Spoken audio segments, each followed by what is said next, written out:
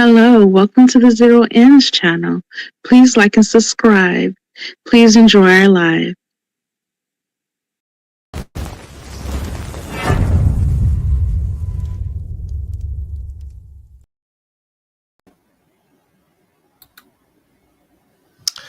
Zero Ends. What's good, everybody? This is Zero Ends here. Well, another one.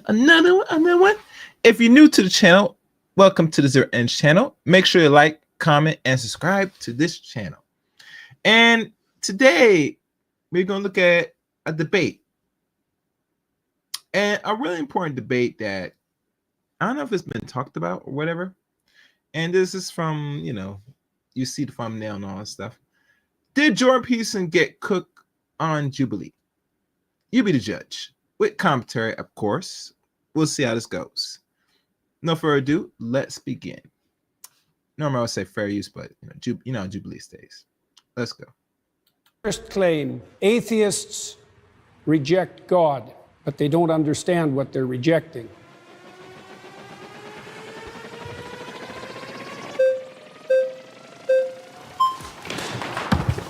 Good afternoon, Dr. Peterson. How are you doing? So this claim here that atheists don't know what they're rejecting. My background is in studying to become a traditional Catholic priest, daily mass, daily rosary, going on long retreats, deep into the magisterium and biblical hermeneutics, like I was thoroughly in it. And it seems like I do know what I'm missing. Is there something that I missed over years of study, both this issue formally and living out religion so deeply? Well, you obviously feel that you missed something when you were practicing for the priesthood. Your aim was off then. So there's always the possibility that it's still off now. What was off about my aim in the first place? I don't know. That might take a long time to figure out. But Well, then it seems kind of like this no true Scotsman type of fallacy in which you're the arbiter of people's aims and how they understand those aims to be. How is it that you can claim that people don't know something that you know about their life despite not having met them? Well, it's obviously a generic claim, just like the atheist claim that there's no God is a generic claim. In your case, it would have to be specified more, and I'm not claiming to understand what was going on in your mind, but my experience with atheists is twofold, is that they have a very reductive notion of what constitutes God, let's say in the Judeo-Christian tradition, and they've often been hurt by someone who was religious or by the religious enterprise or perhaps by God himself, so to speak, and that's left them with an animus. But I think that you have a reductive view of what atheism is. You've defined religion so broadly to include any sort of having aim in life, any sort of cultural archetypes or having a metaphorical substrate. And atheism to you is a very specific type of like three people in the world that are these Raskolnikov type of, they want to get away with a perfect murder. It seems like you have the reductive view of what an atheist is. Well, let's start with your claim. How do you define the God that you're rejecting? Like, what is God to you? You studied in the church, you found that unsatisfactory. How would you characterize what you rejected? I think the average Christian believer, when they say that they're Christian and they believe, they mean some sort of God that is all-powerful, all-perfect, is somehow involved in the matters of this world, and that we look to them through wisdom and with the Logos incarnate in Christ. And it also seems like you don't believe in religion in the way that the average Christian says that they believe in religion. And there are as many gods out there as there are believers, because everybody has mutually exclusive and different views of what God is. So it seems Well, like if everybody had mutually exclusive views of what... Your interpretation of God, in my understanding, is what you've been conditioned to know. And why I say is because not everybody understands or knows what the creation is. In my opinion, that is a learned behavior. They had to teach you that. Or someone in your family or your parents or whoever had to reference something of a figure that you're not going to see that in like program you to what is God. Now that's somebody that's laid out the table, but we're going to listen more into this because I find it funny how he asked the question and that's his interpretation. But let's hear what Mr. Pearson said about this. What God is, no one could speak to each other. The mere fact of communication presumes a commonality of assumption and definition. And it's certainly not the case that I regard any archetypal manifestation whatsoever as equally religious. So that's not a real claim. Let me give you an example. For Precisely. example, there's a sub-narrative in the story of Moses where Moses is rewarded with a glimpse of God. Okay, and that's one of the ways that God is characterized in the Old Testament stories. Yes. Now, Moses is a faithful servant of God and a good man. At least that's the case within the confines of the story. One possible It's interpretation. the case within the confines of the story, obviously. Well, not obviously. When we look at the Bible can't precisely say anything because there are so many different exegetical and hermeneutic views of this particular book, and that everybody has everybody has disagreed historically on, it seems like, even the most benign detail about a book this big. And it seems like you can only say that the Bible says something if you first presuppose that it's univocal. So your claim essentially is that Moses in the Old Testament plays the role of a villain or is irrelevant? Because the alternative claim is that he's good. I'm saying that we can't know, because we can't talk to those authors. If you are going to start with the presupposition that there's nothing I can say about any of these stories that you're not going to disagree with from the perspective that there are multiple potential competing claims, then I can't speak with you. So and we also have a short time here, so I want to get to the core of what you're arguing here, and I'd love if we could. The core of what I'm arguing is that atheists reject God, but they don't understand what they're rejecting. So I'm trying to give you an example of what's being rejected and its complexity. Okay, so God rewards Moses with a glimpse of the divine. So this is a definition of the God that atheists are hypothetically rejecting. A possible one. I said Yeah. I didn't say the. I know. said a. That is possible, yes. Okay. So despite the fact that Moses is a stellar character and he's had a long and difficult life and can withstand a lot of difficulty and travail, God puts him between two cliffs so he can just see a crack of what's in front of him. And when God walks by, he allows him to see his back. Okay, so the implication of that story is that the divine is fundamentally unknowable. It's a pinnacle experience, and that people in their finitude have to be shielded from a comprehensive vision of the basis of reality. Well, that's not the God that's defined in that manner, right? It's not a simple personification. It's not a simple old man in the sky. It's something that in its essence is unknowable and overwhelming.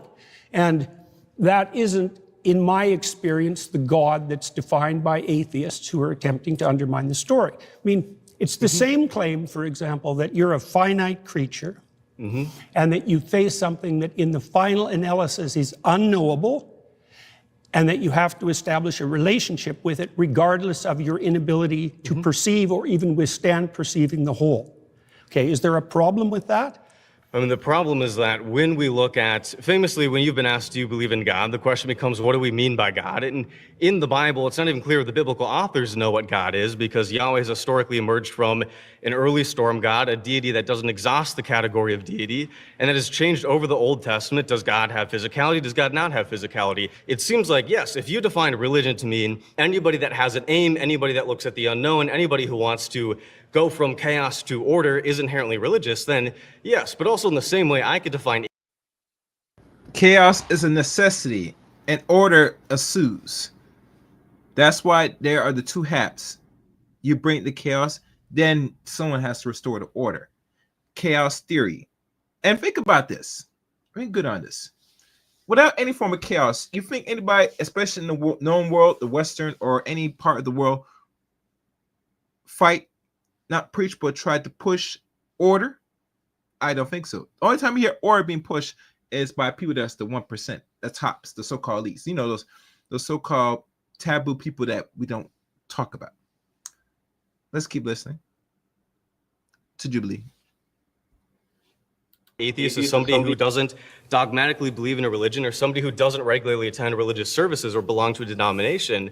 To help especially the audience kind of like boil this down, there was a lot of words there. That the central claim is that we exist somewhere between the finite and the infinite. A central claim. A central claim is that we exist somewhere between the finite and the infinite. No, I said that we were finite and we had to establish a relationship with the infinite. Yeah, and then in that case, then we're all religious, but then I can do the same thing and define one particular element. Actually, no, you're religious. Most who don't subscribe to religion, personally, I remember a nice Muslim lady said best that one of the few things they did with the society is to get people off of religion, whatever it means, get off Christianity, get off Islam, for people to be, or what we call, more lean to control, in my opinion. Because they're not bound by religion, they're not bound by rules, from her logic. And, you know, that's something to really debate, but what do I know? Let's keep going. Of atheism, it seems like we both have a reductive view of what the other side looks like, to the point where a conversation seems incoherent, and not just incoherent, but not in the way that the average Christian understands Christianity to be. Do you have a Okay, problem let's with... pause there. Sorry, you've been voted out Awesome. by the majority.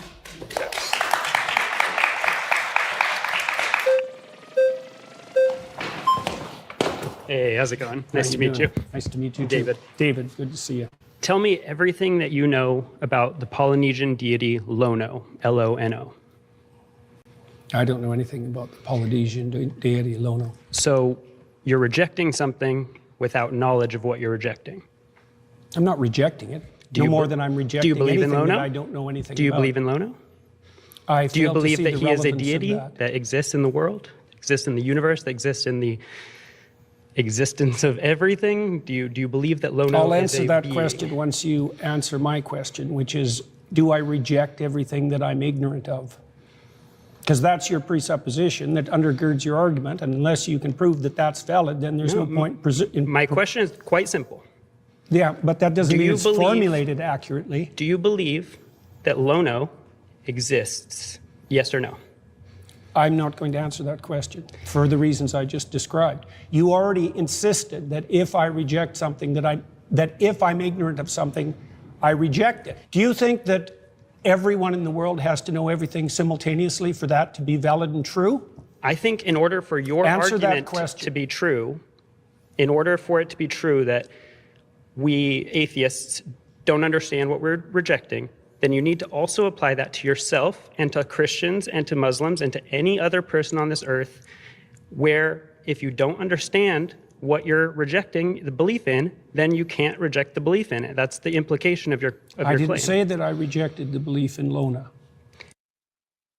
Man, Jordan, he's playing word side with you about something that we never heard. Something about Moa. Let me look that up. What he said? Yeah, let me look that up. I'm gonna let him continue talking as I look that up. Let's go. I It's said I don't Lono. know who Lono was. I didn't Right. say anything about rejecting. That's because I've asked you several times and you haven't. But let me get to my even greater point. You're saying atheists don't understand what religion is or what God is in order to be able to reject it fully or completely.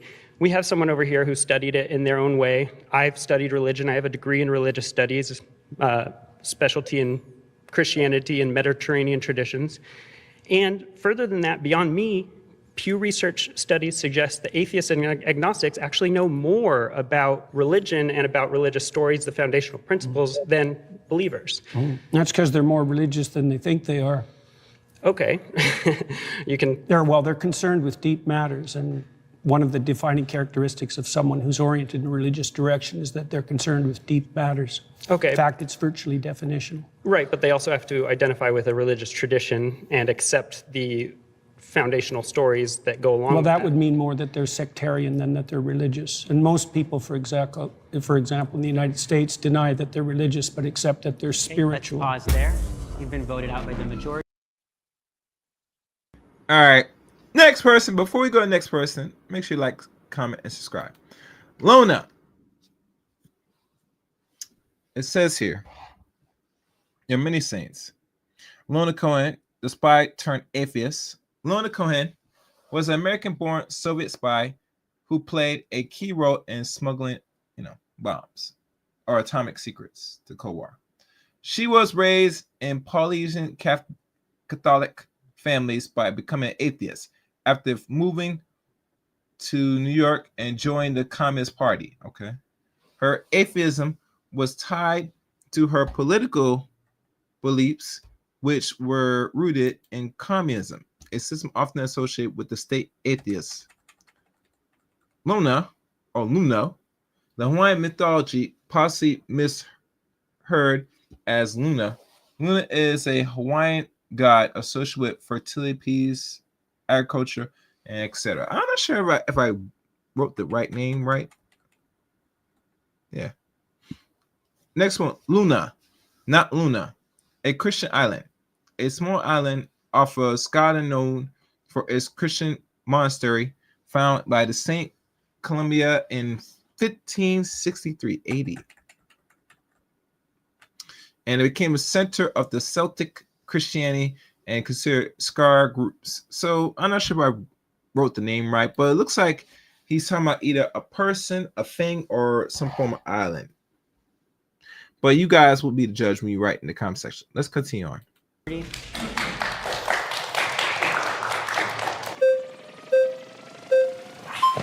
Aha!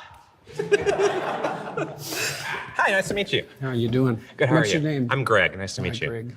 Okay, so I feel like you're getting at this idea of polysemy, where we have multiple related meanings for a word, right? Like, for example, a famous painting can be emotionally moving in that it changes my emotional state.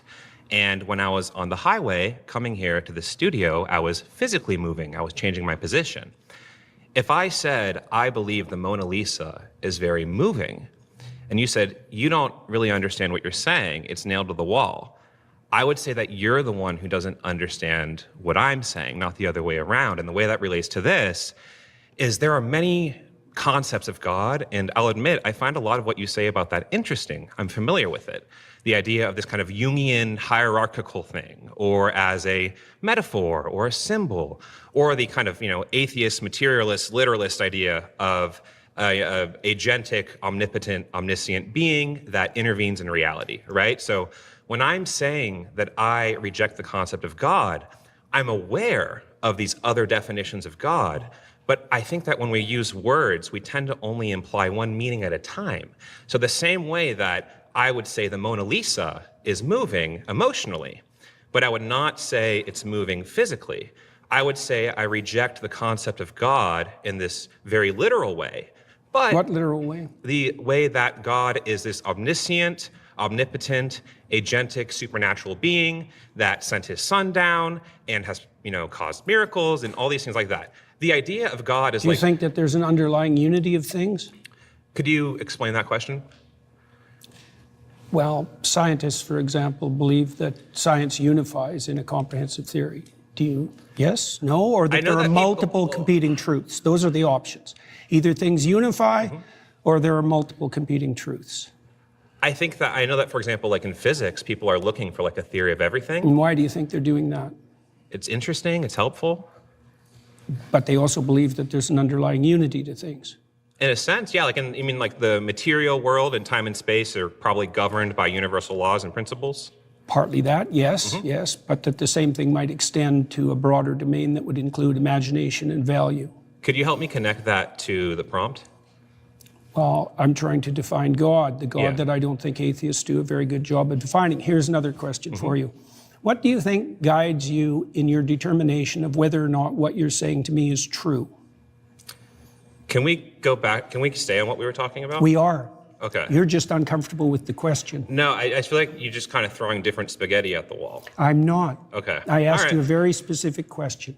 What is it that you think guides you when you're talking to me to help you determine whether what you say is true? Logic, memory, reasoning, sensory information. How do you distinguish that from being governed by something that's false? An interesting question. How do you know the difference when you speak between what's true and what's false? So you could imagine Right? I can infer. I can. from what principles? So, what are you getting at? I'm getting at the fact that your conscience guides you. Is that reasonable? Conscious is defined by Conscience. my empathy and my reason are my foundational. Define it any way you want. Okay, so that's how I'm defining my conscience. Oh. See, listen, you're dealing with a seasoned psychologist, my dude. He gonna make you think on your logic. He gonna make you think on them words. Do you believe in God? My conscience is my sense of, Right and and wrong. wrong. Yeah, exactly. Yes. Yeah, Where yeah. does that come from?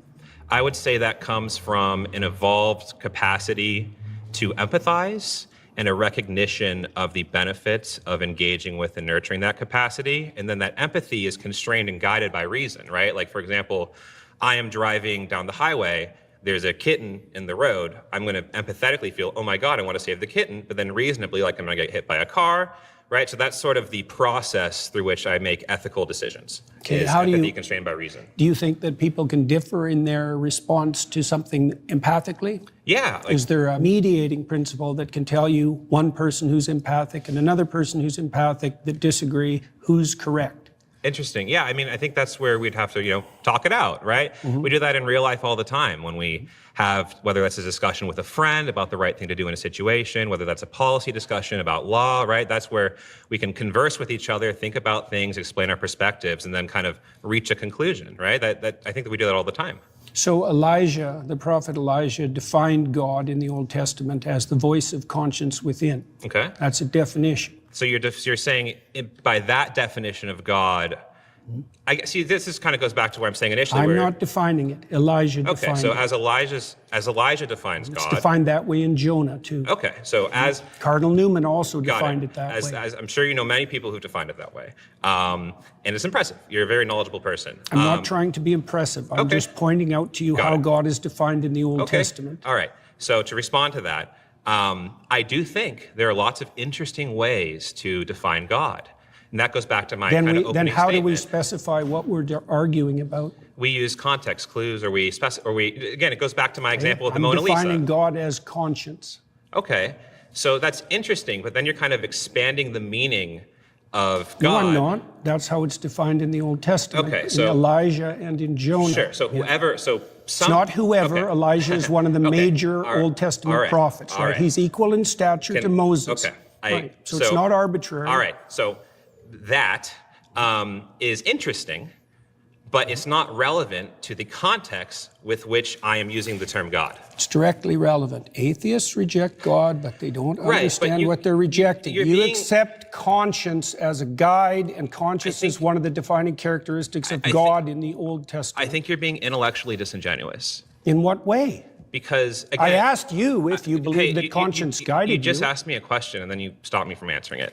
In this setting, you understand the way I am using the term God and belief. Not and in then the you're- least. I don't understand how you're using it in the least. That's why I'm trying to define it. My definition of God as conscience is a lot more precise and oriented than your definition of the God that you But hypothetically disbelieve in. it's irrelevant to the fault lines of this debate. How is it irrelevant? Because in common parlance, when we're talking about atheists, God, belief, not belief, I we're don't not care talking. about common parlance. I'm trying to get to something fundamental. I think your point is irrelevant to the way that people tend Which to use point? these words. Your point that there are these polysemous I didn't ideas make that of point. God. You did. I I made a I specific characterized point it, that God right. was associated with conscience. I just feel like you kind of retreat into this semantic fog. I'm not retreating at all. I'm advancing, sir. You are retreating. All right. Well, it was very nice to meet you. I nice to appreciate meet you the too. conversation. Yeah. It's very brave of you to do this. Thank you. Man, that dude was uncomfortable. Jordan laid out some defined questions to make this young whippersnapper start thinking his logic. That's how you do it, ladies and gentlemen, especially those who's going to be future psychologists, or you don't have to have a psychology degree to do this. Is you to sit there, listen, pay attention, attentive, then you ask rational questions, and you keep pressing the rationality to a lot of these dudes. If you don't, they're never going to get it. Next victim. Surrounded is now a podcast of. I'm going to skip through this. Oh, shit. All right. How is it irrelevant? Because in common parlance, Okay.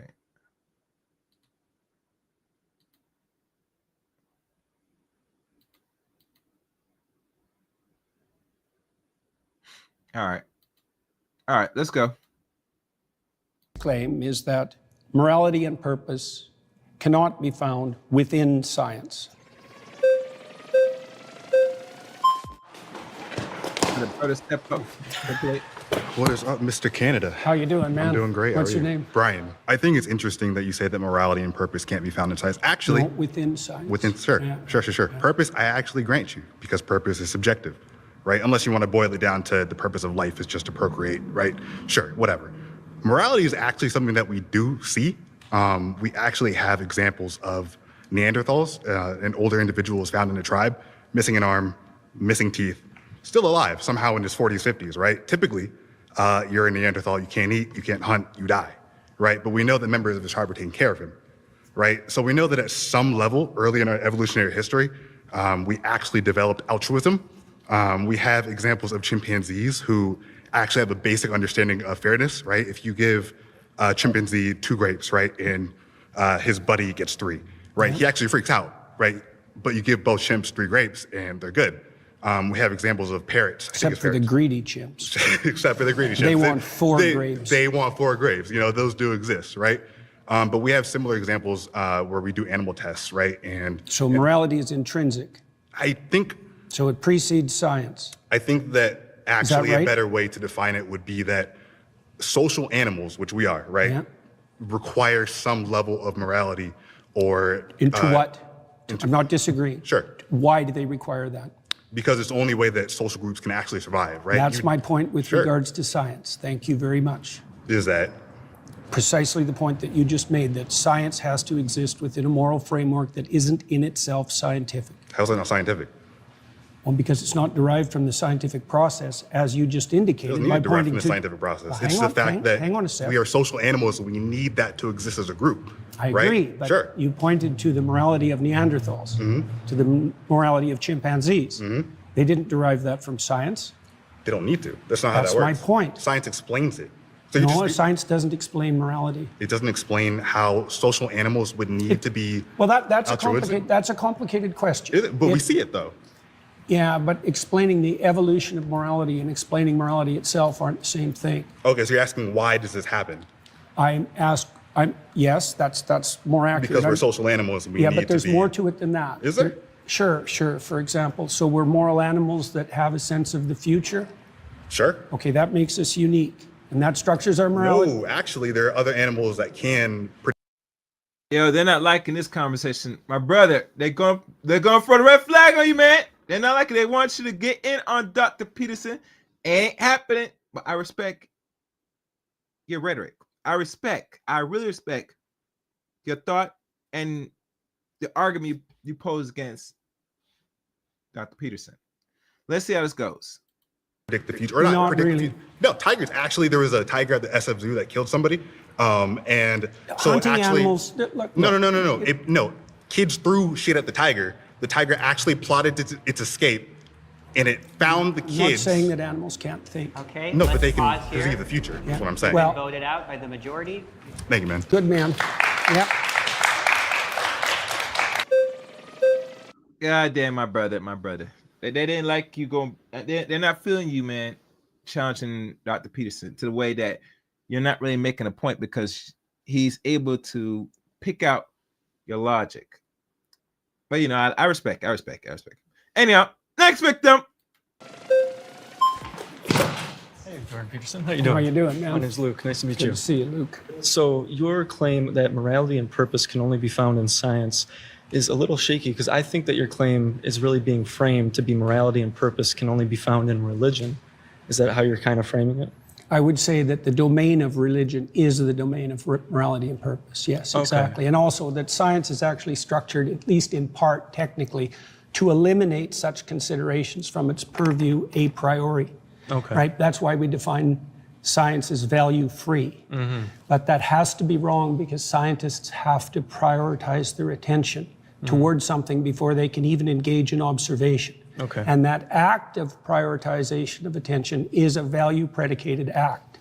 And so I can continue. There's all sorts of things we have to assume Yeah. about science before it can take place. Okay, so what I'm specifically pointing out here is about religion in particular, since you yourself are a Christian, right?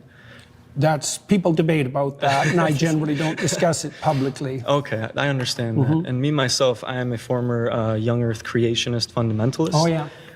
So I have experience in this. I used to run a TikTok channel directed about apologetics about the Bible, specifically in this type of facet with morality, evolution and such, and going back and forth with that. So in the Bible, it talks a lot about slavery, right?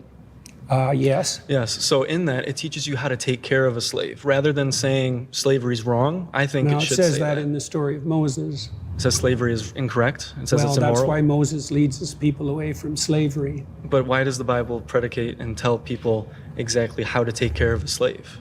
Isn't Well, that immoral? Wouldn't you say that culturally we've evolved as a species, as he said earlier about empathy? Yeah, I would say that the reason we evolved, so to speak, away from slavery was because the West was founded on Judeo-Christian morality and the presumption that every person was made in the image of God.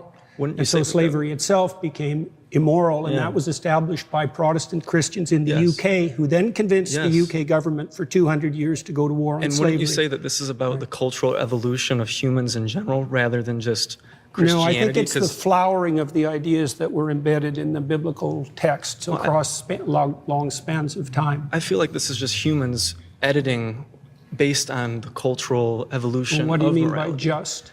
Just? Yeah, just humans. Well, humans. Editing. Well, based on culture and history, right? We get better. Well, they did do it based on culture and history, but culture and history have their foundations too. So. Well, yeah, but we're talking about slavery. So many people bolstered it based on the Bible. Based on the Bible. They looked at it and they justified it in the United States in the Deep South. They justified slavery. Yeah, but based the main thrust of Protestant thought in particular was stringently against slavery, and it was about the only movement in the history of the human race that had an anti-slavery direction. Which was driven by humans and their understanding that's one of way morality. of looking at it. Well, it depends. It's the same with women's suffrage. I mean, women's in the patriarchy. What do you mean it was driven by humans? Humans drove slavery too. Yes, exactly. So there's no argument there. If slavery and anti-slavery were both driven by humans, what does your claim that they were driven by humans have to do with it? Evolving morality based on the culture that within the society that they live in. Okay, fine. So with women's suffrage as well is a very similar topic in the Bible. There are denominations in Christianity, such as Pentecostal movement, which do bolster women to be pastors, right? Which I think that's a great thing to do. But most like to disregard women. Where do you think the idea that human beings were sufficiently equal to all vote and not be slaves came from? Humans. Yeah, but so did the idea of slavery. So did the idea of God. Fine, but what's your point? Like, you're not making an argument. You're just saying all thoughts come from humans, regardless of the thoughts. It's not driven by a higher power. It's driven on our experiences as humans, which is what is best for all people. Is it driven by conscience? It could be. Which conscience is also something that has evolved over time. And I think that's something that does evolve in morality and empathy. Okay, I don't understand the point that you're making. My point is that God influenced slavery. People looked at the Bible and went, this is moral because God says so. Just like women's suffrage. There's lots and just like homosexuality. All human societies were slave owning. So you can't blame that on the Bible. If humanity decided... Oh, wait, address that first. What, all about slavery? Human societies were slavers. So you can't blame that on the Bible. Well, you can say it bolstered it. Well, not if you look at the broad sweep of history, because it was the Protestant Christians based on their UK. interpretation of the Bible. It was the Protestant Christians... Which evolves over time. Let's pause there. You've been voted out by the majority. All right. Well, it was great talking with you, nice sir. talking to you, too. I'm not a victim. You can't put that in God that in regards to slavery. And I know some people try to put that, say God ordained people to be enslaved. No, he did not. Man, roughly, enslaves other humans, including women. That's not by the hand of God. So let's get that straight. So I'm kind of glad Jordan kind of had to address that to that dude. I don't know where they get these young dudes from, man. I swear to God, these young dudes not really posing a good argument with Mr. Peterson. So anyhow, let's continue. Next victim.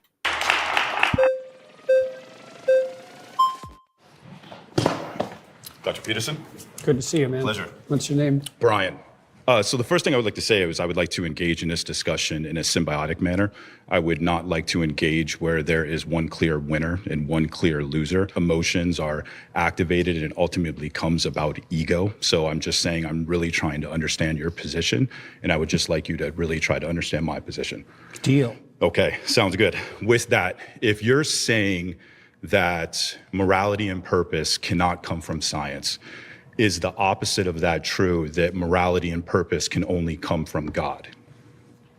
That's a way of defining it, yes. Okay. That's right, that's good. So I would say that with regard to the first claim, say, atheists don't understand what they're rejecting, because I would say, by definition, God is the unity upon which moral claims are based. That's a definition, right? Okay, if there is a God, what is the purpose of life? Well, in the Christian tradition, the purpose of life is to engage in voluntary, upward, self-sacrifice so that the kingdom of heaven can be established on earth. So you're trying to make it to heaven and avoid hell? Yes, that's a good way of thinking about it. What is the purpose of heaven? Do you understand? Well, so here's the deal. At we minimum, can get it's into the an opposite infinite. of endless suffering. How about that? And so should we not try to achieve infinite suffering on planet Earth? And if we can achieve infinite suffering on planet Earth without God, avoiding it, if we can do that without God, then does that defeat your claim? Well, yeah, except that it doesn't. You circumvented my initial definition, because I said that by definition, God was the unified source of morality. And so if we engage in a moral exercise... And when you're talking about morality, though, when you really reverse engineer it and you get it down to its root, you're a psychologist, it really seems like it just has to deal with motivation. People are saying there is a God, It's more specific than that. Well, so let me ask you this. So if there is a God and there is a moral code and it doesn't come at your benefit, are you going to follow it? It depends on how you define your benefit. If it's going to come at your expense, would you still follow it? If God came down and said, here is my moral code and you should follow it, but even if you follow it, you are still going to end up in hell, are you going to follow it? Well, that was the question that was put to Job and to Christ, right? Because they were required. Hang on, I'm answering your question. They were required to withstand trials that would break anyone and maintain their upward orientation regardless. And they did that with the motivation of believing that this omnipotent, all-loving God would somehow turn it into a benefit. So they still did it solely for their benefit. So let's define. Hang on. Let's define benefit. Like, if I did something for your sister, would that be to your benefit? Like, how are you defining your benefit? Do you mean one of your whims gratified now? Or do you mean you and everyone you love and know over some reasonable span of time? Like, so what do you mean by when you're talking about whims, I think you're talking about something that's more dopamine. When you're talking about morality, you're talking about something that's more serotonin and more ultimately satisfying. So you and I agree on a lot. I mean, when it comes to talking about how men should be masculine and things of that nature, you and I are 100% in agreement. We just don't agree on the justification that God is the only thing that provides morality. It's not a justification, it's a definition.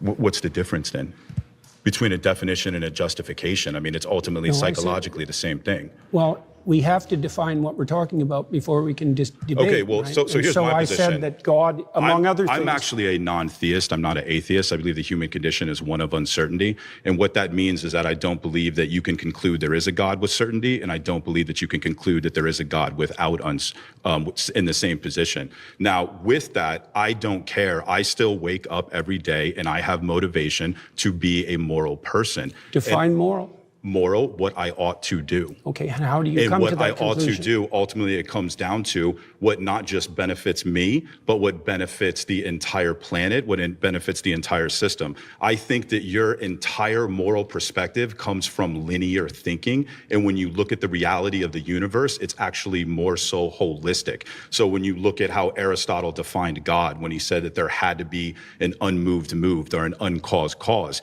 he was defining God from a linear perspective, and you do the same with morality, and you do the same with purpose. How does my definition of morality? How does my definition of morality hypothetically differ from yours? Now we're going back to the morality piece. Let's be honest. Let's be clear. Morality, as I see it, generally, is as it's been posted for the weak. The people that rule the world, the people that will take and hurt you and your loved ones, they don't operate and move by morality. No, they do not. Oh no. They condition you to be more moral so they can keep messing with you or fucking you. Let that sink in.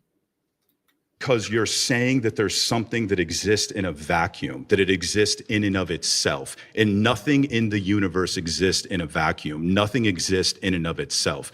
It's a whole systems-based morality. It's a systems-based reality. Is there a hierarchical structure? And that is what the quantum... Is there a hierarchical structure? Are some things more important than others?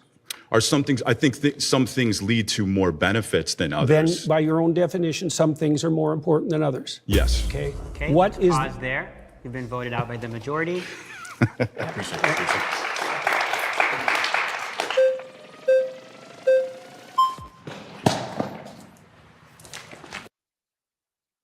I forgot to say this.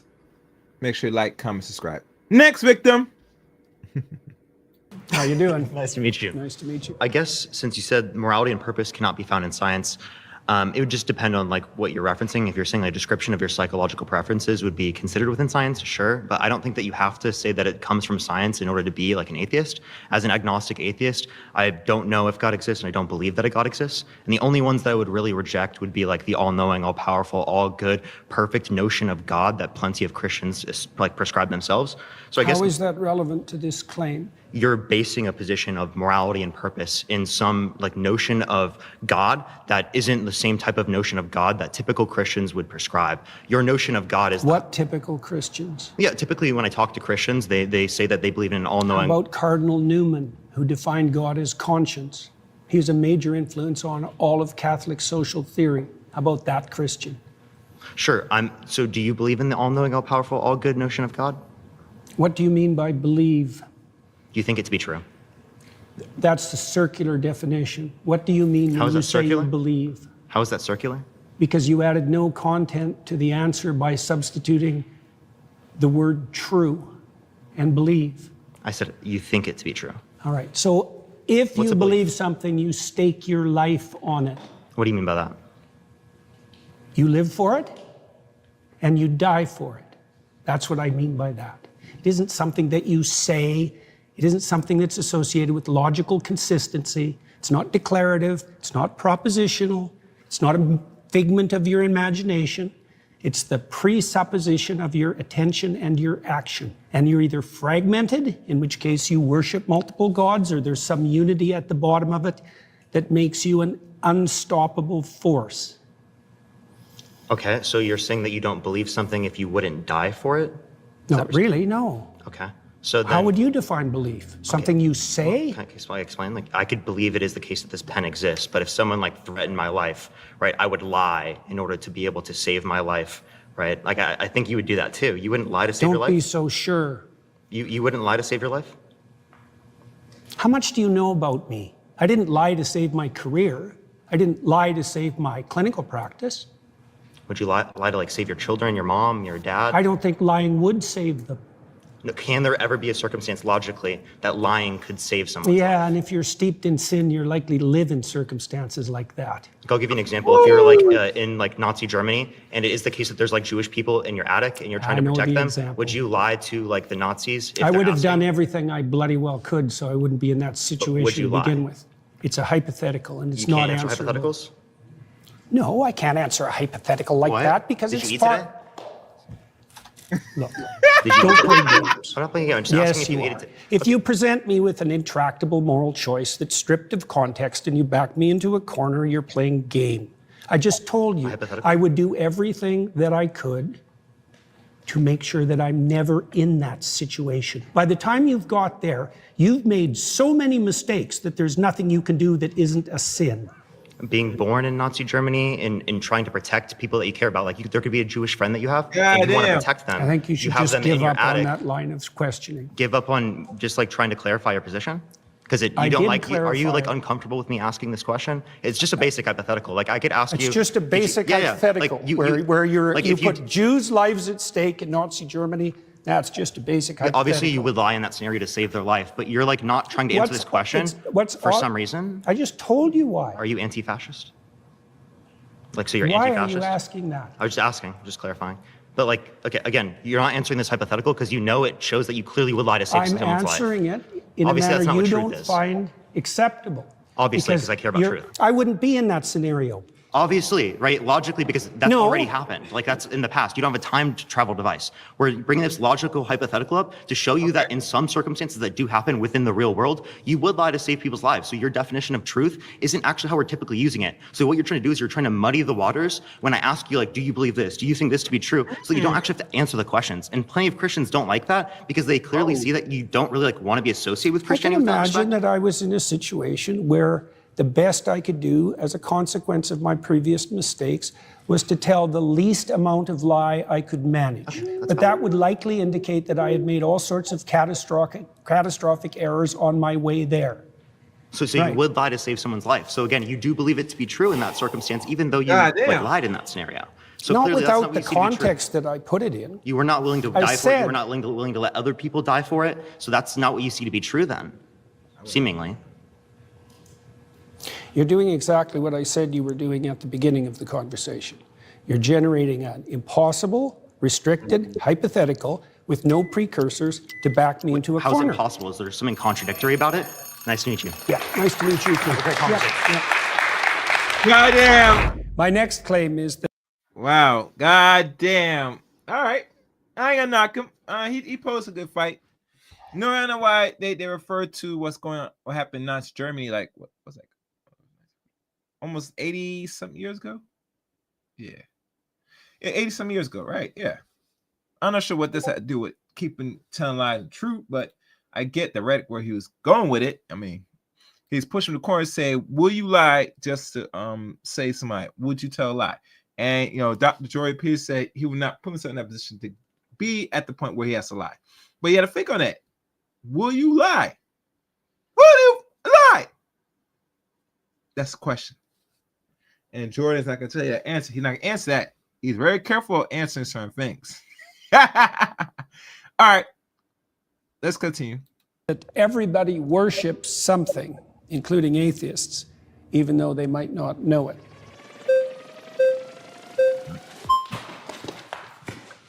Hi. Good work. Thank you. Hi there.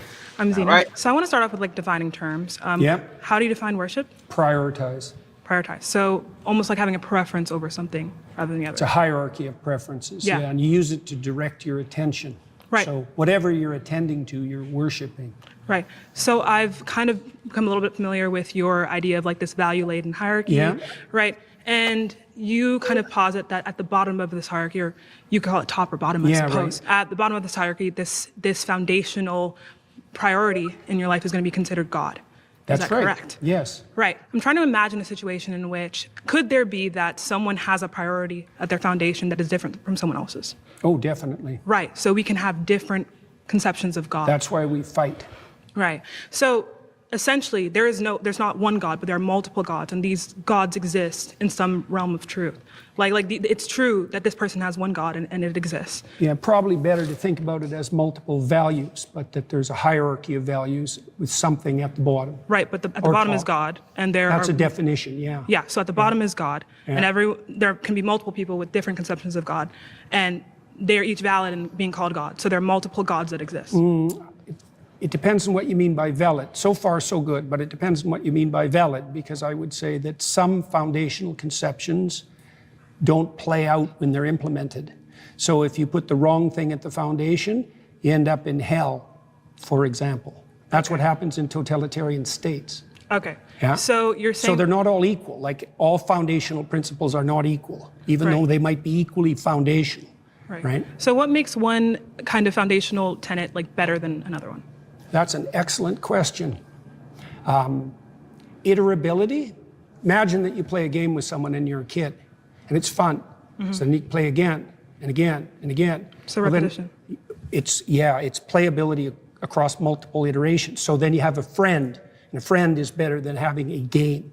Right? So that's one. Breadth of application is another. So if it's just for me now, it's not as good as something that would be benefit to both of us across time. Right. So we're explaining like characteristics that can be applied to like these types of like foundational values. But why is it that this iterability makes it better? And what does better mean? Well, one hallmark of better is likely to be selected voluntarily. So it's invitational. Another descriptive kind of quality. So we're talking about characteristics that in some type of system with a goal, an output being like, we could maybe say happiness, right? Or some type of harmony. Harmony, Yeah, right? that's better. Not happiness precisely, because it's too short term. Exactly. So as someone who is an atheist, right, I can explain that within a system, there are things that we can see as better or worse to meet this goal or meet this output. But what we're interested in, though, is what could make these things, regardless of any system, right? Well, imagine that you set up a system and you implement it, and it produces the opposite results to which you intend.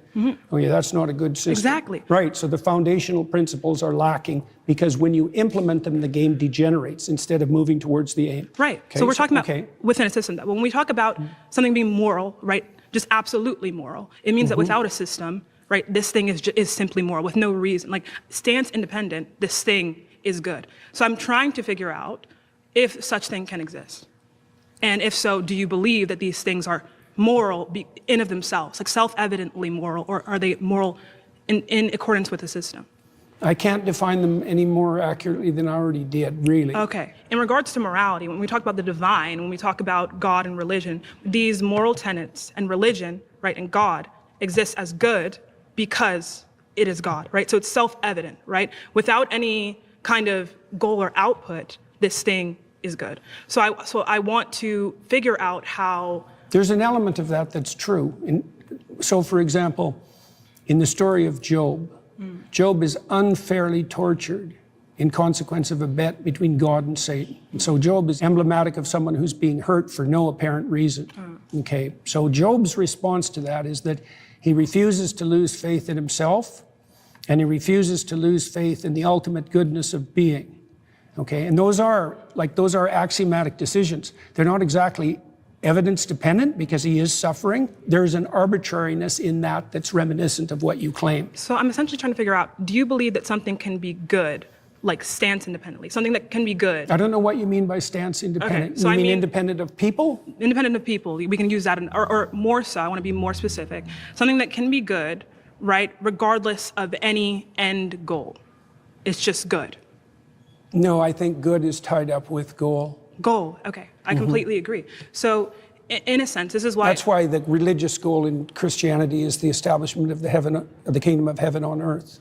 It's goal dependent. Okay, right. So it's in reference to a goal. So, or the goal would be the but imitation of Christ. Someone's goal, right, can be something that doesn't encompass being in congruence with God or being with God. No, the thing that they want to be in congruence... Oh, right, okay, it is God. That's right. That's right. That's good. That's great.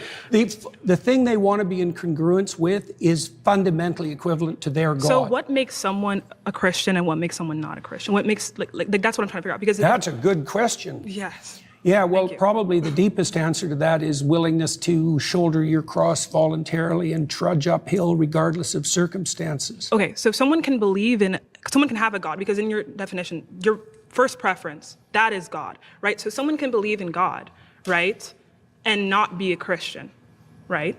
Yeah, well, there's a statement that Christ makes in the Gospels. He says, not everyone who says, Lord, Lord, will enter the kingdom of heaven. So not that they're even saying that they believe in God, but they just... No, but that's why I'm saying this to you, is that Christ himself points out that there's a difference between people who say they believe and people who act it out. And the fundamental issue is the action rather than the stated belief. But he also says that, to be saved, right, you must believe God has died for your sins, or that God has resurrected in some way. So it's like, I don't necessarily think that we can take from the Bible and say that like acting in accordance with God necessarily means, or acting in accordance with, the principles of God, like for example, sacrifice, like you talk about, means that you are Christian. I don't see how you can get that from that interpretation and then, kind of justify it as the truth. I don't think that the fact that you sacrifice is sufficient to make you Christian. So can we repeat once again what you believe makes someone Christian?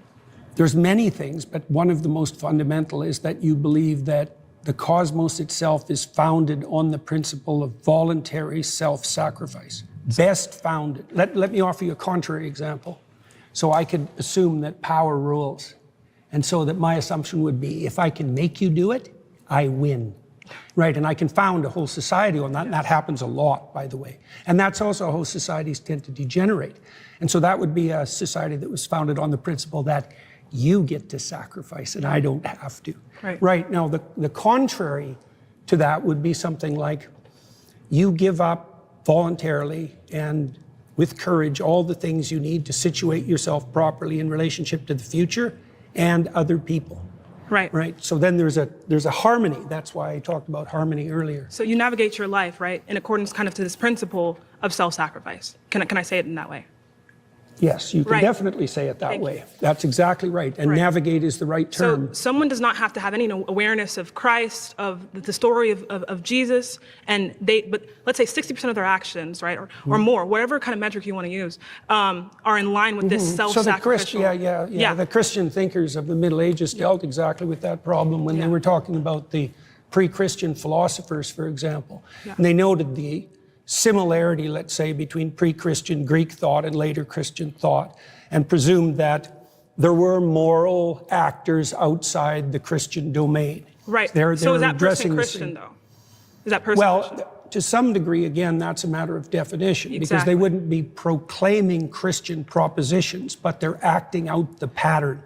Right. So you imagine that full Christianity would involve a dozen things. And you can imagine someone who knows nothing of Christianity, say, acting out 8 of them. Right. So then they'd be 8/12 Christian or something like that. Christian. Well, but to be like a full Christian, how can someone say I am Christian? Like I am Christian, not 8/12, but Christian. Well, I hesitate to do that personally, because I think it's the kind of goal that you be very careful about proclaiming. The technical. But belief is not necessarily, to be mostly Christian, belief is not necessary. 8/12 or, right? Well, it depends on what you mean by belief. See, because I would say that acting out the pattern is the deepest form of belief. Now, you could add to that what you say. So, maybe in the optimal situation, how you act and what you imagine and what you say, they're the same, right? But you can imagine a hypocrite who says all sorts of wonderful things and does nothing, and you could imagine another person who acts in a very positive manner but proclaims nothing. So what I'm kind of seeing is like a descriptive, a really comprehensive but descriptive analysis of human action, human thought, and by which we can characterize people and put people in boxes. But I don't see why. Have y'all guys noticed the timer was a little longer with this lady, with Jordan Peterson? Have y'all noticed that? Because normally at one point, if no one's raising red flags, they let him and her go back and forth, and it looks like it's getting very intriguing. A lot of questioning. And nothing wrong with that. I think it makes good sport. Let's continue. Boxes. When I say in boxes, I mean like I can categorize you based on your actions, not based on necessarily what you say, but based on your actions that you are more so or less so Christian, right? Things like that, right? So we can categorize people as Christian. Well, I would say more or less voluntarily self-sacrificing. But that's also what we came to, though, is that someone can be like 60% or 70% Christian based on simply just acting in that way. Yeah, Richard Dawkins is like that. I watched that debate. Let's pause there. We've been voted out by the majority. Very good. Thank you so much. Really, very thoughtful. Yes, thoughtful. That was good. Back and forth. Very good. Very good. Always this has come on top when debating Mr. Charlie. God, I love it. But anyway, next victim.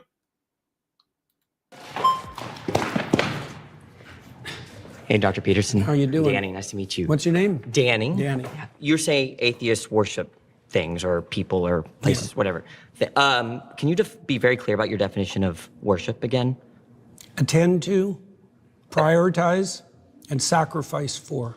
Okay, that's it. That's your understanding of worship.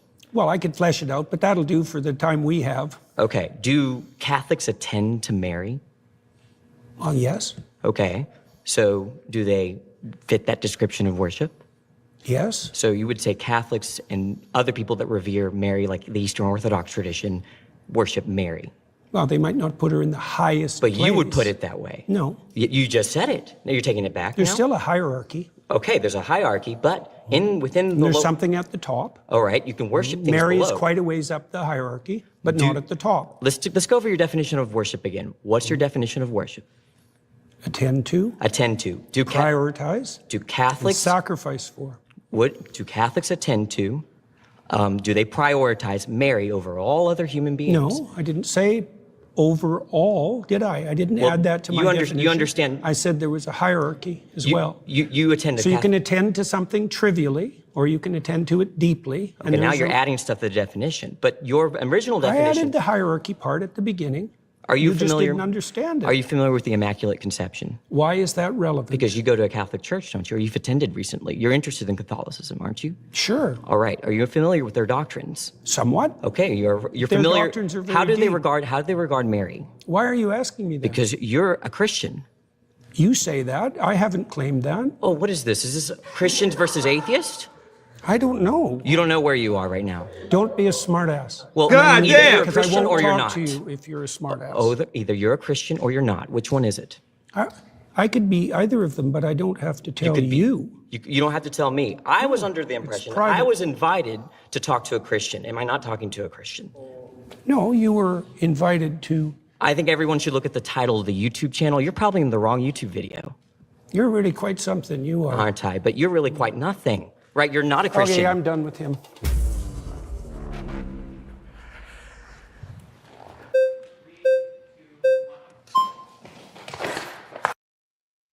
Yeah, this one was a rough one. This one was not an easy one. Jordan Peterson said, "Oh, you insult me. Get the out of here, man." But yet again, I'm listening to most of these people that's having the conversation with Mr. Peterson. Very few people have, defended arguments. Rest of them, very disappointing. So right now, I would say Jordan Peterson is actually cooking a lot of these Jubilee characters right now, so far. And I hope y'all guys agree or disagree with me. What's your thoughts? Leave them in the comment section. Let's keep going. Hi there. Hi, nice to meet you. What's your name? Gerard. Hello, Gerard. Nice to meet you, sir. So you've said that worship is when you prioritize and sacrifice for something, right? Yeah. Okay. But there's a hierarchy in there. Sure. So I prioritize and sacrifice for my wife more than I would prioritize and sacrifice for a random person on the street, right? Probably, yeah. Presumably. Do I worship I don't know. my I've wife? seen some pretty bad marriages. Assuming a good marriage, are you saying I worship my wife? I'm trying to define worship. Well, that's what I'm asking. So prioritize and sacrifice. I do the those higher things. it is in the hierarchy, the more what you're doing is akin to worship. But even in your trivial acts of attention, you're prioritizing and partaking in worship, even if you don't know it. So I am And it's prioritizing. partly, well, with regard to your wife, say. So why do you value your wife? You do value your Yes, wife. I love okay. her. So I Right. prioritize and I Okay. sacrifice for her. Right. So that's within the confines of love, let's say. Sure. What else does it serve?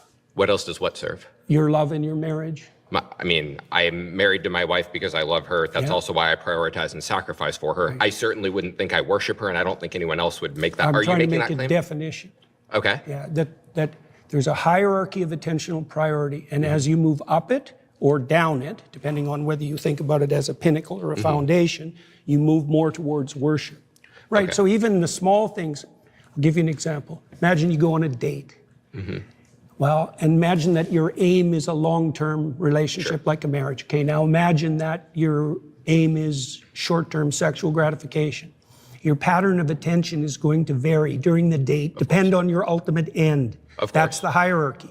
The way that you attend to your wife is dependent on your ultimate aims, even if you don't know it. So at what point is it worship? Because it sounds like you're saying It's worship is shades. almost a spectrum, right? Or it's not a binary. It's not a. It's kind of like that's a good question. When It's is like when is it worship as opposed to just I love my wife? the closer you get to the top or the bottom, the more it's more like How close worship. to the top? Because I don't think I worship anything. And if you're saying I have to hit a certain threshold for it to be worship, it is possible I don't worship anything then, right? It's not possible that you don't worship anything. What do I worship? Because you wouldn't attend. Well, love. So you think I apparently. worship love? Do you attend in consequence of love? See, I'm trying to define something. What do you mean worship? I told you what I meant. What do you mean? So I mean, something you worship is something that you have a reverential view for in a manner in which you believe it to be above and beyond normal things you like. Like you So do you presumably have worship that attitude towards your wife? I have that Do you attitude. privilege her compared to other women? Of course I privilege her compared to other women, but I don't worship her. Nor does she worship me. By the definition you just offered, yes, you do. Because you just offered a definition that involved prioritization and elevation. Well, and thinking that she is divine above and beyond what a normal natural phenomenon can be. Not other women, no, beyond any human being could ever be. I will prioritize her over any other human, but I don't think that she is some You're making the supernatural assumption that only the thing at the top or the bottom has anything to do with worship. And I'm saying that's not true. It's a hierarchy of prioritization. And there's either something at the top or the bottom, depending on the metaphor, or you're fragmented and confused. Those are the only options. So let's say you're either going in many directions, okay, or you're going in one direction. So let's suppose I'm fragmented and confused. Then you agree I don't worship anything. No, then you'd worship multiple things. So what's the threshold when it's worship, right? I prioritize a lot of stuff. I said that the closer you get to the pinnacle, or the closer you get... Can you give me some sort of metric? How close do I got to get to this pinnacle? Do you know the difference between cheap literature and deep literature? Yes. Okay, that's the same issue. And how do you distinguish between them? What's the difference between cheap and deep? I mean, it's really an opinion-based thing, right? Is it? So it's just an opinion that Dostoevsky is better than a porno magazine? Well, I've spoken to people who think To Kill a Mockingbird's cheap. It's one of my favorite books. So, I mean, people will differ on opinions. Well, just because people are stupid about things doesn't mean that their opinion is valid. That's certainly true. I agree with that. Okay, well, do you think there is a hierarchy in literary quality? I think that there is a hierarchy to an extent in literary quality, but I think once you get to a certain threshold, it is just opinion. Like, I agree. Dostoevsky is better than a porno mag, but is F. Scott Fitzgerald better than Ernest Hemingway? I don't know. Yeah, fair enough. Why do you think that? Because of what a book is, what literature is. Dostoevsky, he follows what literature is the purpose of more than the porno magazine does. Good. Well, so it's about purpose and definitions. Sure. Let me give you an analog then. Okay. The depth of worship is analogous to depth of literary significance. And the closer you get to what's deep, the more religious and worshipful your practice. So and maybe you don't know what's at the bottom, but something needs to be, or you're confused. Well, so to use your analogy then, how deep do I have to go for it to be worship? Do I have to be Catcher in the Rye? Do I have to be War and Peace? Or it depends on what you're seeking for. I'm seeking to know whether I worship something. You've claimed I worship something, and I want to know... If you want to have a deep and meaningful life, then you have to go all the way to the bottom or the top, and insofar as you're capable of doing that, because otherwise you'll be fragmented and miserable and anxiety-ridden and hopeless. So I have to worship something to have a meaningful life. And There's no difference between those two things. Okay. They're the same thing. So if I don't worship anything, my life will not be meaningful, correct? Well, that's the definition of nihilism. Okay. So if I'm a nihilist, I don't worship anything. That's true. And then you... okay. Mm-hmm. You just said everybody worships something. I think you've just agreed there is a class of people that doesn't. Well, they're incoherent in their worship. And hand gestures like that aren't going to help. All right. Yeah. Well, okay. Look, if you're incoherent and fragmented and aimless, which is what happens if your objects of worship are unstructured and chaotic, then you're going to be anxiety-ridden and without hope. That happens. That's a technical argument. But there's happy nihilists. Oh, how do you explain that there are happy nihilists then? Because you just said they can't be. The mere fact that you state that there are happy nihilists doesn't make it true. Like, what's your evidence? How do you measure nihilism, and how have you associated it with happiness, and what's your definition of happiness? And have you compared them to religious people? Because if you do, by the way, it's clearly the case that religious people over the long run have better mental health. It's a well-documented fact in psychological literature. Sure. So your claim is just a claim. It doesn't stand on anything. So you disagree with the claim that there exists even one happy nihilist? I didn't say that. Okay, would you agree there exists at least one happy nihilist in the universe?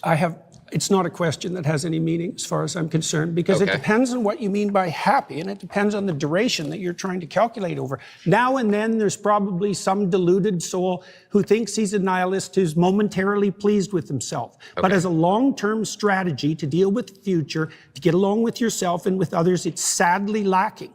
That's why Nietzsche warned that when God died, as he announced in 1850, that people would be flooded with pointless, anxiety-ridden, hopeless nihilism. And that was what would attract them for example, to the false gods of totalitarianism, which is exactly what happened, because everybody worships something, even atheists who think they don't. Aren't there unhappy Christians or devoted believers? So worshiping something is neither sufficient nor necessary for happiness then?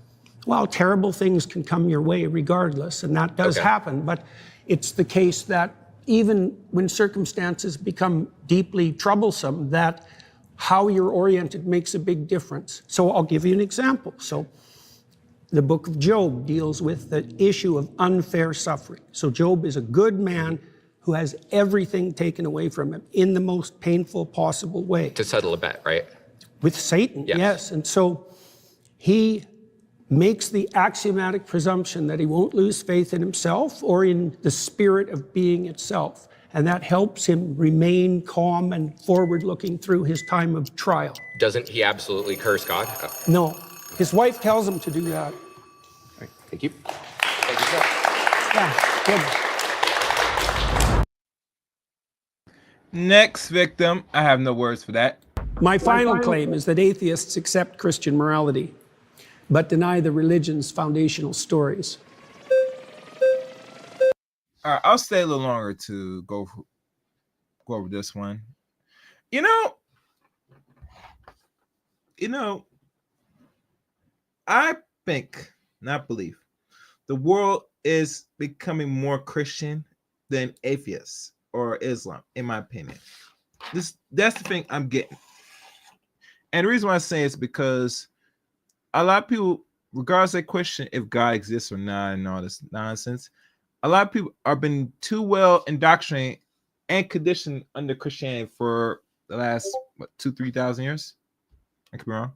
But now let's listen on to the final stage. Let's go. Hi there. It's very nice to meet you. What's your name? I'm Ian. Hi, Ian. Yes. So God says that you can own people as property. He says that you can beat them with a rod too. He commands genocide in Deuteronomy, in Numbers, and in Samuel. I mean, they have a goddamn baby barbecue in Numbers. Like, is all of this in line with Christian ethics? No. So then God doesn't fit within Christian ethics? Well, the biblical library is a continuing story, and everything written in it has to be contextualized by the entire text. There's 65,000 hyperlinks in the biblical text. And you can take pieces of it out of context and criticize them, and that's what you're doing. But that's a mistake, I think. It's an analytic mistake because you're putting the cart before the horse. I really don't think so. I think that if we say that something is Christian ethics, then I think that all of the books essential to Christianity would fit with it, especially if it's like the main character. When we're talking about How do you deal God, with the morality of war? So how do you think you should deal with the morality of war? Sure. Because I feel like the morality, like I feel like Christian ethics, like this is kind of, I guess I just think it's like kind of an absurdity to say that God doesn't fit within Christian ethics, but sure, well, we can go on my ethics. That's totally fine. I don't know what you mean by an absurdity. What game are you playing with that I just think that it's an absurdity to say that the Christian God doesn't fit within Christian ethics, that like the Christian God isn't like Christian ethical. I said that the specific statements that you made don't take the context of the stories into account, and so that your analytical approach is faulty. Sure. Don't put words in my mouth. Sure, then let's go through the example. Yeah, so, and I apologize. So let's go through the example. So in 1 Samuel 15:3, God says, go and slaughter the Amalekites, slaughter the men, the women, the children, the infants. What's the justification for that? Is that in line with Christian ethics? That's a good question. I don't really know what to do with the terrible, blood-soaked, saturated history of the human past. I don't know. And I don't think anybody knows. I mean, what you try to do in your own life, as far as I can tell, is to conduct yourself in a manner that makes such things much more unlikely. I totally agree. We're all saddled with the problem of the catastrophes that got us here, aren't we? Yeah, but this one was commanded by God. That's the problem. Yeah, That's what differentiates it from anything else, is that this one, it's God saying, go and do this atrocity. Do you think that there's ever such a thing as a righteous war? I'm skeptical. I'm not sure. It would probably be situational. Well, right, fair enough. But this one certainly wasn't a just war. The context for the Amalekite slaughter is that 400 years earlier, they fought one battle, which they lost, and God says, that's it, I'm going to wipe them off the face of the goddamn earth. And then 400 years later, he commands the Israelites to genocide their great-great-great-great-great-great-grandchildren. That's not a just war at all. And also, a genocide is not a war. Well, a genocide can be a war, but... Absolutely not. Look, the genociding of the Amalekites, the men, the women, and the infants, that's not a war. The infants aren't combatants. Look, I already... Let me pause right here. Stop. War and all forms of warfare. Listen to me, you dweeb. is by default genocide, because you're going against another fraction. And what's the end result when you go to war? Someone's going to live and someone's going to die. You can't be this naive and dumb. Really. You gotta get out of the morality of things. This is why a lot of them don't read their books. They don't understand what they see on TV, television, movies, documentaries. When war is conducted, there's going to be a winner and a loser. And usually the winner is going to be still standing while the other's going to be 6 feet under. It is what it is. Jeez. You can't be dumb. Let's go. Said that it's very difficult to look at the blood-soaked past and to know exactly what to do about it. The answer I gave to the gentleman who is sitting here before you is that it's necessary to read a text like the Bible at all of its levels of analysis simultaneously. And there's a directional morality that emerges across time that has its roots in the Old Testament, for example, with its restrictions against murder specifically, that makes itself manifest in the Christian texts as the insistence on voluntary self-sacrifice as the foundational belief. That's a profoundly anti-violence ethos. Do you have the belief in your theology? Well, what do you think of that? Wait a sec. Now, redress what I just said. So I'm about to address it, but I'm addressing it with a question. Do you think that God is by his very essence perfect? You'll have to provide more. Sure, just like maximally great and all, like the great making qualities. Sure. Yeah, like flawless. Yeah. So, okay, so does a flawless thing change? Does a flawless thing reveal like more and better information over time, or would a flawless thing say, here's what's good, here is the absolute good thing to do at all circumstances in time? Well, we know some of that. Wait, Tell so the truth. That's one. That's totally fine, but presumably... No. You don't get to skate over that. That's totally fine. It's a straw man of my position. It's a straw man of the argument. So the argument is that God... Wait a sec. You said find one maxim that's transcendent across situations. I didn't say any of those words. I'm not sure what conversation you're a part of. Don't be a smartass. I'm sorry. Seriously. I mean it. If we're going to have a serious conversation, conduct yourself properly. Okay. Rephrase your question so that, because I must have missed it. I tried to answer it. So in my mind, I guess by my lights, a perfect being doesn't change. A perfect being, if they're maximally good, maximally moral. Does our understanding of the perfect being change? Our understanding might, but presumably what the perfect being is revealing. Well, I agree. How do we distinguish between that, though, at the human level? How do we distinguish between whether... Between our transforming understanding of perfection and perfection itself. Between our... We can only see through our own lenses. Presumably a perfect being would be revealing all of these aspects all the time, especially if God's outside of time. I don't know how a God who's outside of time is revealing different things at different times. That just seems like incoherent to me. Imagine something that's perfect. Sure. And complete. Sure. Okay, and it's trying to communicate with creatures who are anything but that. Sure. Well, they're going to get it wrong. Sure. Okay, now wait a sec. Do you blame that on the interpreters or the phenomena itself? For example, are you perfect in attending to your conscience? Hold on. At the point in time when God is literally the one who created us, he could have created us in a way where we would always be receptive to these principles, where we don't have to go across like a learning curve where, maybe we'll understand thousands of years into the future, maybe we'll do it. Oh, also, if you believe in an all-knowing God, then free will is impossible because wait a sec. Let's not go to that yet. You threw free will into the mix. Well, that was the answer to your question. Yeah, and you said, why wouldn't God? Well, it's 1,000 years of deep thinking philosophers would disagree with you. But and 1,000 years of, or at least like the last 50 years of philosophers would disagree with you. These analytic philosophers, people like Graham Oppie make arguments about the incompatibility of omniscience and free will, that if God created this world, if he chose this world instead of that world, then he makes it causally inevitable every single action that you were going to make. If he made a world where we were just electrons in love, then none of this would have happened. But by making us in this world, knowing exactly what's going to happen in the future, it makes all of those events inevitable, which means that they're all causally determined, which means that we have no free will if you believe in an all-good God or an all-knowing God that made everything. Well, have it your way. Okay, cool. So then the free will theodicy fails. Well, it fails for you. That doesn't mean you've disproved it. I mean, you tried to make the argument? Yes, you tried to make a case for a causally deterministic universe. I don't think there's any evidence for that at all. Do you think that God could have created a different universe than the one that he created? I have no idea. Okay, so then there's going to be a double bind, right? So either he couldn't have done it, in which case he lacks a power, or he could have done it, in which case we don't have free will, because he chose this world instead of that world, making the events of this world instead of that world inevitable with his infallible knowledge. I don't understand where you're headed. Well, it just means that the free will defense fails. Like all this, like under like your I said, view, if you want to have it fail, no problem. I don't know why it's relevant to the issue we're Do you discussing. acknowledge that under your view, free will doesn't exist? No. Oh, then do you want to respond to the argument?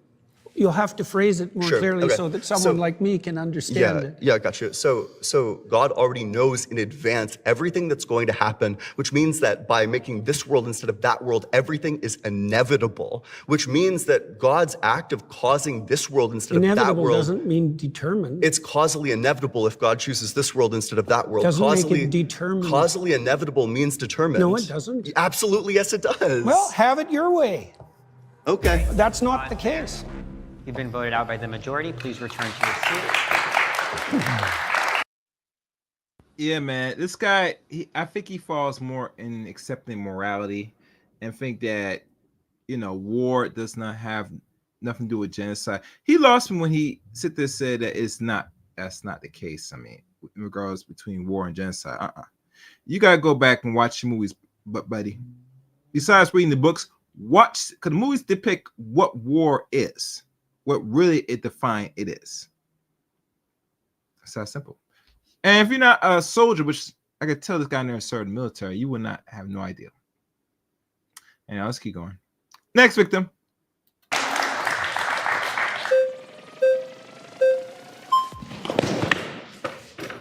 Jordan, nice to meet you. Very zippy. What's your name? I'm Liam. Hi, Liam. How are you doing? I'm doing well. How are you? Not too bad. I'm Good. surrounded by atheists. My question to you, let me scoot in, would be, what does it mean to accept Christian values precisely, or Christian morality? It means to aim up as hard as you can, no matter what happens to you. Okay. Okay.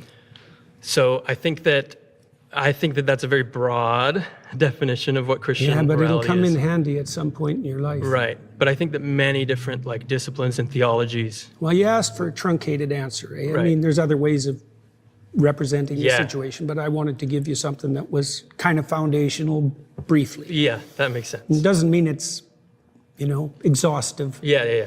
I could say that you would have to believe that Christ is God and he died for your sins, right? But that's in a very difficult way to understand. That's the same claim. Yeah. If there are other theologies and disciplines that have similar types of values, how then is that definition mean? Wouldn't those also be Christian values under your definition?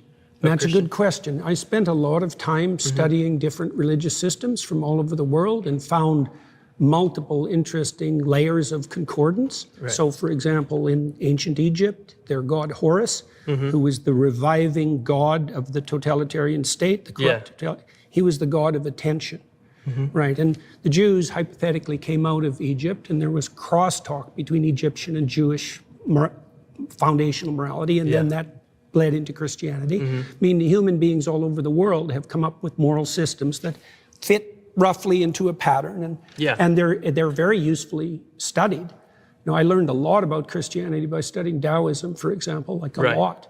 So I think you can make a case that Christianity formalized the landscape of good and evil more comprehensively and in more detail than any other religious system, and I think that that's part of the reason that it defeated paganism and spread so broadly across the West and is still dominant, still understructures our culture, for example. The way you feel about Horus or Taoism or something is how I feel about Christian morals, I think. Yeah, but how do I feel about them? Well, that you took inspiration from them, you learned from them. Maybe That's a good start, because I would say that actually constitutes belief. Like you said, look. Right.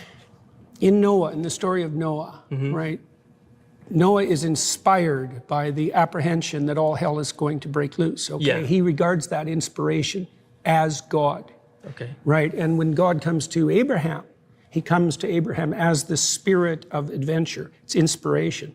One of the definitions of God in the Old Testament, unsurprisingly, given the derivation of the word, is inspiration. And so if you take inspiration from Christian ideas, then insofar as you do that, you are in fact a believer, which was my point with regards to atheists Correct. not understanding But have what you they're taken rejecting. inspiration from Taoism or from studying Egyptian mythology? Definitely. So then you believe them under that definition? Yeah, but I've incorporated them into something I think that's more comprehensive. Is it possible to take inspiration and to appreciate the teachings without being a believer in their truth claims? It depends. No, I don't think so. But I think, you see, there are different kinds of truth claims, right? There's propositional truth claims, which are the truth claims of what you say. And then there's embodied truth claims, which is the truth claims of what you do. That should be prioritized. Optimally, what you say and what you do would be brought into harmony. But I would say if you had to prioritize, it should be what you attend to and what you act first.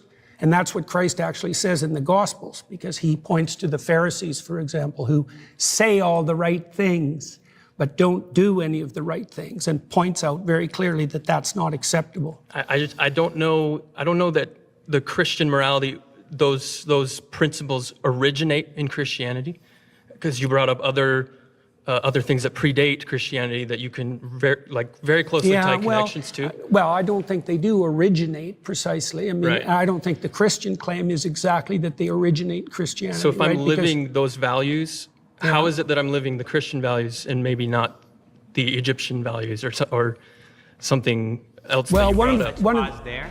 You've been voted out by That the was majority. good. That was good. Yeah. Yeah, he kind of, he did his thing. I ain't gonna lie. He did his thing. Yeah. All right. Next victim. Love this woman. Hi. Hello there. Hi. How you doing? I'm good. How are you? Good. What's your name? I'm Kumari. So Damn, a queer woman. This should be interesting. I was curious about this like Christian morality that you're talking about, because a lot of my issues with Christianity have to do with the base morality of it, specifically with like the idea of like the rapture and how we see people that aren't going to come up with us with the rapture, and that concept of heaven and hell. I don't really agree with that morality, but if you could explain that to me and how I do agree with that, I would love to like hear. Well, I can't explain the rapture to you because that isn't something I concern myself with, and that's more of a That's true. sectarian belief than something that's central to Christianity. Now, there's all sorts of evangelical Protestants who might disagree with that, but that doesn't have anything to do with me. You asked a deeper question with regard to, let's say, heaven and hell and judgment. Yeah. Well, that's a tough one, right? I mean, sin, you could put it this way, sin is what puts you in hell. Right, and so then you might ask, well, how do you know you're in hell? How about you do anything to get out of it? Can I ask you How a about question? you know that you put yourself there? Do you think, is sin like a part of Christian morality? What do you mean exactly? Sin as Like a part. the It's missing concept the of sin? Okay, Yeah. it's derived from an archery term, and it means to miss the target. Right, and so it presumes that there's such a thing as a central target and that you can miss it in many ways, and the consequence of that will be your life will be ridden with anxiety, your life will be pointless, And what people if will I, turn like, against don't you. believe in sin at all? Well, do you believe in error? Have you made any mistakes? What if I believe that the mistakes that you make, that they're fixable, and so that no sin is finite, and that the Well, idea that's a Christian belief. of the idea of hell, I don't believe No, in that's it. also a because Christian belief, by the way. A Christian belief is hell? No, that there's no sin that, well, there's one. The sin against the Holy Ghost is unforgivable, but that's really the sin against the process that would enable you to learn. Okay. But there's a Christian belief that hell does exist, and if I commit sin, I'm going to go there, correct? Yes. So what if I don't believe in that? Like I think Well, okay, let me that have- when you, okay, can I that's explain good. a little bit? Sure, sure. Okay, thank you. I think that when you commit sin, that it's because of a lot of environmental factors in your life, like where you were born and who you were raised by. And so there are certain things that lead you down a dangerous path. And once you are dead, I think you're kind of removed of that person. There's no like, there are no factors of the earth that have to. What happens after death. Right. So I would ask you, in these times that you've suffered terribly in ways that you thought would never Yeah. end, do you believe that you had any causal role in that? Like, did you play a part in that? In my own suffering? Yeah. Maybe sometimes I would say that there was a part that I played in that. Okay, but I that's also the thing do to think find that, out. I think that maybe it's like a concept of free will that I don't really believe in somewhat of free will, that I think that there are certain things in your life that lead you to do certain behaviors. And so when you commit those sins, you go to hell. I'm not too sure why you would still be reaping the consequences of that. Like I said, I can't address that. Do you believe that you can change? I do. Do you believe you can change for the better? I do. Do you believe that when you change for the better, you abandon the things you've done in the past that weren't good? I think that you can. Okay, then that's very much in keeping with Christian doctrine. Can you explain to me how that's in keeping with Christian doctrine? You believe if you would go to hell for those things? You believe you can improve. Yeah. Right? And you believe that if you improved, you would let go of things that were impeding you. That's a sacrifice. You believe that improvement would be upward, and you believe that you have agency in that.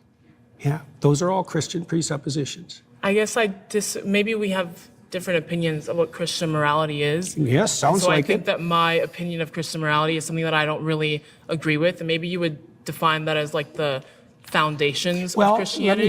Let me give you an example. So if you want to atone, which means to unify yourself and unify that with the world, then the first thing you have to do is figure out what you did wrong and admit it. That's a confession. That was good. Thank you. Yeah, nice to meet you too. I don't know if that was good, man. She had a lot of questions. She had she was looking for answers, in my opinion. I think she was looking for answers. What y'all say? I don't know. Let's go.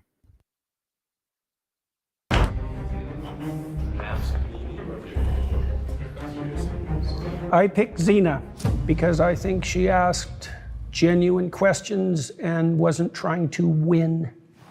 Hey, well, hello again. Hi there. All right, the last one. This should be good. My claim is Jordan Peterson's framework for understanding Christianity is probably not the one that the Bible intended us to use. In regards to the way that you interpret the Bible, I don't see, you have said in some circumstances that there's not a way to kind of say whether or not ontologically the historical claims made by the Bible are true. Like, for example, the story of Cain and Abel. You've said that this story is like a meta-truth in the sense that it exists all throughout time, culturally. And the way that you define meta-truth, I don't see a distinction between that and like a metaphor, right? But and you also say that you cannot say whether this story was true. You can say that it exists eternally, metaphorically, but you can't say that it's true. And if you can't say that there are historical facts being said in the Bible as stories that weren't really said with much ambiguity, how can we say that we can understand the Bible in the way that it's meant to be interpreted? Like, if you cannot make any claims about these stories, right? You don't know whether they're true or false. How do you know that your interpretation is the correct way? So that's why I picked you. You ask intelligent questions. Thank you. Yeah, that was good. What do they say? By their fruits, you'll know them. Okay. Right. Well, so one of the things I look at is the impact of what I'm doing. Right. And so I know a lot of evangelical Christians, a lot of Catholics, a lot of Orthodox Christians, a lot of people from other faiths. And they've told me, like many of them, that they found my interpretations very helpful and that it deepened their faith. And so that's interesting because I wouldn't have necessarily expected that to be the case. And I've also talked to thousands of people who've told me that they came to understand the foundational stories of their culture better as a consequence of listening to me, and that they did everything they could to sort out their lives and that it worked. That's many different pieces of evidence that all converge on something like the practical and conceptual utility of my approach. Now, is it the same? There is a lot of approaches to biblical interpretation historically, and what I'm doing is possibly less new than you think. Yeah, I want to make a claim on whether this evidence is enough, right, to substantiate whether or not your interpretation is going to, be more plausible, right, be the most plausible. Because in regards it's an open question. Yeah, right. You bet.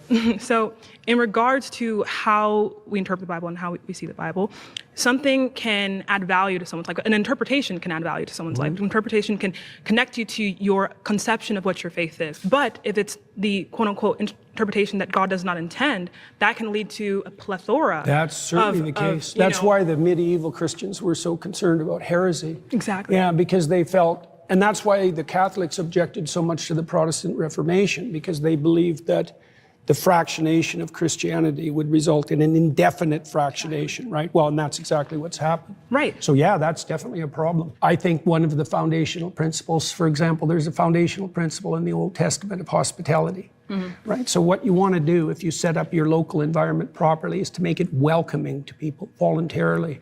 And so one of the ways you could judge the validity of the interpretation of a classic story is whether or not that interpretation might be regarded by someone as welcoming. Does that represent something you'd actually like to have if you were acting in your own interest in the long run? Right, and we can talk about that.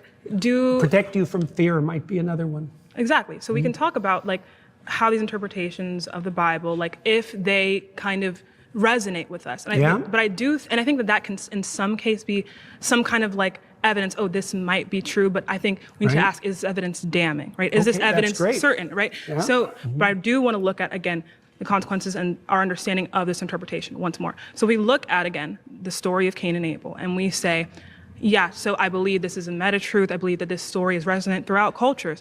That is all true and dandy, and I'm sure that there is in some way, the story was put in here for the reason, right, to tell us about, fights between brothers. But also, you can't say I do know or I don't know that this story is false or true in an ontological, historical sense, as a historical fact. Were there two people that were specifically referenced? Okay, I don't think that's knowable, but I'm not sure why it matters to you. So the reason why it matters to me is because we need to know how we should interpret the things that the Bible says, and the things many ways. Right, but if we interpret sometimes poetry, sometimes history, sometimes fact. I understand her resilience to trying to understand that book, but unless you understand the English language properly, thoroughly, you're never going to understand the Bible, because the Bible is written, and a lot of Black people, especially Zena is a Black woman, written in a language that is not yours. It's that simple. Let's go. But for example, metaphor. The reason why it's important, right, very important, is because, for example, we can talk about something like God says, I believe it's 1 Corinthians 15:17, something about how belief in God specifically as someone who resurrected or as someone who died for our sins is important, right? But we have to look at, if we can interpret that as just you have to believe that God is a symbol of sacrifice. That is different from believing that there was an actual person named Jesus Christ who died on the cross for our sins. True. So if you believe one and not the other, that can be the difference between you going to hell and you going to heaven. So if we cannot make, we cannot say that we know whether or not certain historical facts in the Bible happen, even as just events, because the events matter, because again, God dying for our sins on the cross was an event. If we can't say that we know these things happened, these things did or didn't happen, this then leads us to kind of the conundrum of how do we know what we are meant to believe, what the Bible intended for us to believe, and this can be very, very important to our fate. Do you see what I'm saying? I've got no disagreement with any of that. What sort of response do you want from that? So you pushed me beyond the limits of my knowledge. Really? Well, I think there's so many things you can't know. I'm struggling. I know that the biblical stories are the foundation of Western culture. I know that the consequence of those stories has been the genesis of a society that is in the main freer and more abundant than any societies have ever been. I don't exactly understand the relationship between those stories and that outcome, but it's not nothing. Right. But I don't know the answer to the questions that you're asking. Exactly. It's the case that forever, when people have been interpreting religious stories, they wrestled with exactly the question that you just described. When is it fact? When is it poetry? When is it music? When is it metaphor? When is it ritual? When is it time-bound? But what I'm saying is that your interpretation of the Bible, if you cannot tell us, again, if these historical events happened or not, that can be the deciding factor in if someone is damned to hell for eternity, or if they go to heaven, right? So that's why I don't concern myself so much with that particular question. That would be something that would stem more from an evangelical viewpoint, and I'm not putting that down, by the way. You're asking me a question I really can't answer. I'm not claiming even that my interpretations are canonically correct. I can only tell you the consequences of having released them into the world, let's say. Right. So I guess we've kind of come to a conclusion about that, which I've kind of wrestled with your framework and pushed it kind of to its end, at least in the way that you can answer my question. So I don't know that we can more wrestle with that. See, I guess the problem is, you see, I don't exactly understand, I don't think anybody does, the relationship between fact and destiny. Okay. You know, well, they're different realms in a way, because knowing what the world is made of doesn't help you navigate through it. Not really. It doesn't provide you with a foundation for navigation. But knowing the facts of the world is obviously useful. And the relationship between those two things, part of that's the mystery of Western civilization and the continued competition between science and religion. To bridge this kind of understanding between fact and destiny is like an important question that the burden is on Christianity to answer, and specifically interpretations of Christianity. And if we can't do that, why is the burden on Christianity? Because it posits, right, that this interpretation, right, is going to be a way to understand God. But if it's faulty, right, that can what evidence would you accept? That would be an interesting question, because I've seen people try to answer the question, and I've never really been moved, because I can always attack and then again kind of gets to this point where the answer is I don't know. Well, here's an answer. Let's pause there. I'm sorry, that's time. Okay. All right.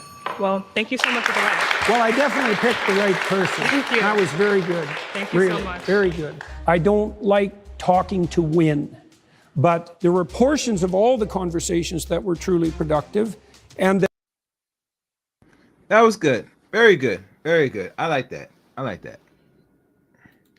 I have nothing really bad to say with Zena got picked last to really pick Mr. or Dr. Peterson's head. And the back and forth was very fruitful and very stimulating. I do say so myself. What's your thoughts in the comment section? You know, I kind of rehashed this, brought this back because the conversation has to be asked, and there was questions placed out there. Did Jordan Peterson cook the whole squad of Jubilee? And my answer, yes. There are very few takers that really pose a good argument towards the beliefs, the thinking of the one Jordan Peterson. But what says you, people, men and ladies out there? Leave your comments below. I didn't much content because I was sitting there just, playing the content as is. But I'm looking forward to reading your comments on this one. Do you think or believe that Dr. Jordan Peterson got cooked on Jubilee? I'm sorry, let me rephrase it. Did he really get cooked? Answer is no, he didn't get cooked. He actually holds his own and holds on very well throughout this whole conversation. But that's just my opinion. What says you? Leave your comments below. Like, comment, share, and subscribe to the Zero Ends channel. Until next time, take care, guys.